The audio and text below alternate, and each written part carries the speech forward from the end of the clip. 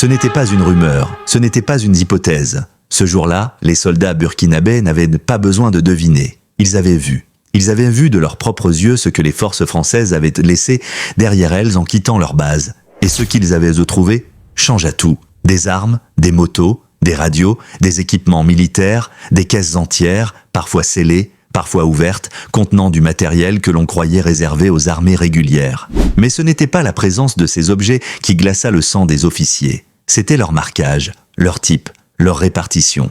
Et surtout, les documents retrouvés à côté. Des cartes, des notes, des échanges, des repères géographiques de zones hors contrôle pourtant systématiquement évitées par les drones français. Des noms de villages attaqués, plusieurs semaines avant que les attaques ne surviennent. Et surtout, des plans de route, parfaitement détaillés, exactement les mêmes que ceux utilisés par les groupes armés. Ce jour-là, l'armée burkinabé n'a pas compris. Elle a découvert. Et ce qu'elle a découvert, c'est que la guerre contre le terrorisme, telle qu'on la leur avait racontée, n'était peut-être qu'un théâtre. Un écran de fumée, une pièce de théâtre macabre où certains acteurs étaient déguisés et d'autres bien réels. Ce jour-là, les soldats ne parlèrent pas. Pas tout de suite. Le choc était trop fort, la colère aussi. Parce qu'ils avaient vu mourir leurs frères d'armes, leurs civils, leurs enfants, pendant que des convois étrangers passaient au-dessus sans jamais intervenir. Et voilà que, dans les hangars abandonnés de leurs anciens alliés, ils retrouvèrent les outils même de leurs ennemis. À Ouagadougou, le capitaine Ibrahim Traoré fut prévenu. Un rapport secret, classé, lui fut remis. Il le lut en silence. Puis il se leva, et dans son regard, ce n'était pas la peur qu'on lisait. C'était la confirmation. Car lui aussi avait toujours eu des doutes, depuis le début, comme s'il savait, intuitivement, que cette guerre n'était pas seulement une guerre contre des hommes dans le désert, mais contre un système invisible, organisé, bien plus grand. Une guerre contre un mensonge.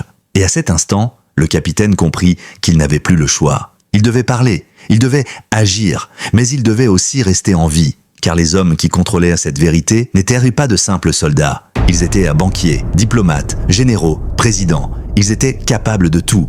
Ouagadougou, quelques jours après la découverte. Le capitaine Ibrahim Traoré ne dormait plus. Pas par peur, pas par fatigue, mais parce que chaque ligne du rapport tournait dans sa tête comme un poison lent, comme une équation à résoudre dont chaque réponse faisait tomber un masque. Il relisait, soulignait, comparait, et une obsession le hantait, reliait les points. Les armes retrouvées, certaines venaient de France, d'autres, plus discrètes, portèrent des numéros de série originaires de pays voisins pourtant officiellement neutres. Le Togo, le Niger, la Côte d'Ivoire, et pourtant, tous ces itinéraires semblèrent de converger vers une même zone, la frontière entre le Mali et le Burkina Faso. Traoré le savait, il fallait aller voir, comprendre sur le terrain. Il convoqua une réunion secrète avec ses hommes de confiance, pas les plus décorés, les plus loyaux. Ensemble, ils dressèrent une carte, une autre, celle qu'aucun drone occidental ne voulait jamais survoler, celle que les rapports appelaient « zone rouge », comme pour en effacer la réalité. Et là, les coïncidences se multiplièrent, trop précises,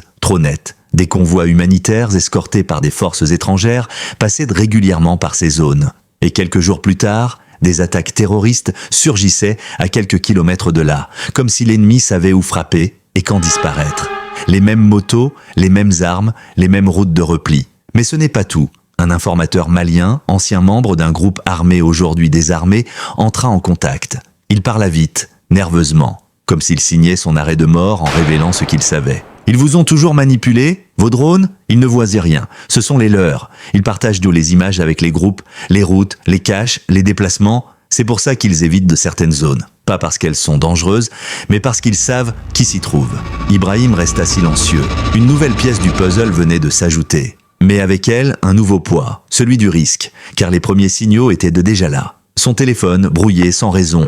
Un de ses officiers, retrouvé mort dans un accident suspect. Une lettre anonyme glissée dans son bureau. « Capitaine, vous êtes un homme intelligent. Ne devenez pas un homme mort. » Le système se réveillait. Il sentait ses limites approcher. Et il savait que plus il avançait, plus il entrait dans un territoire où la vérité était surveillée, censurée, parfois même exécutée. Mais Ibrahim n'était pas homme à reculer. Il comprit qu'il n'était plus seul. Que d'autres, ailleurs en Afrique de l'Ouest, avaient vu les mêmes choses, posé les mêmes questions. Au Mali, au Niger, au Sénégal même, discrètement. Certains l'avaient payé de leur vie, d'autres de leur silence. Un réseau d'anciens militaires, de journalistes exilés, d'agents de renseignement désabusés se formait dans l'ombre, unis par la même certitude.